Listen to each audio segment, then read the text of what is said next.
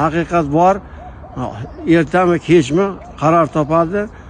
Assalomu alaykum, hurmatli aziz ustozlar, hurmatli shinavandalar. Mana bugun Qurbon hayitini 3-kunida biz juda xursand bo'lib turdik. Yana xursandlik ustida xursandlik bo'ldi. Ko'pchilik o'rtoqlarimizga, ustozlarimizga prezidentimiz Shavkat Miromonovich tomonidan yuksak unvonlar, ordenlar berildi. Juda eshitib, ko'rib xursand bo'ldik. Mana Matyoqub Masjonov, Ra'no Yarasheva, Abdurahmon Xoltajiyev, G'iyos Boytayev do'stlarimizni tabriklayman.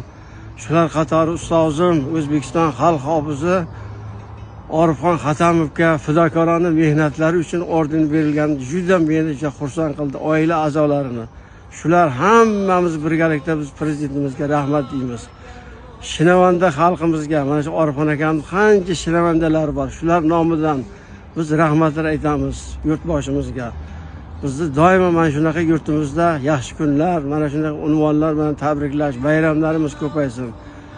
Yurtimizga ko'z tegmasin, sog' salomat bo'lib, yana uzoq yillar qolgan ustozlarimizni ham mana shunaqa tabriklashni Allohim nasib ro'za aylagan bo'lsin.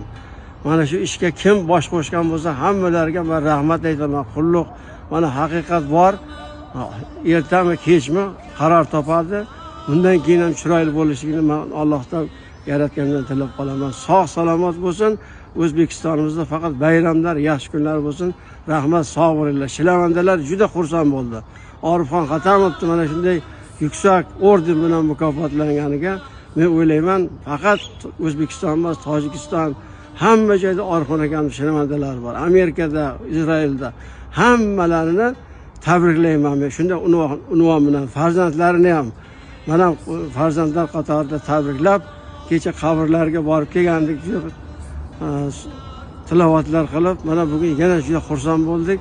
Yanada rahmatlar, katta rahmatlar bo'lsin. Sog' salomat bo'linglar. Rahmat.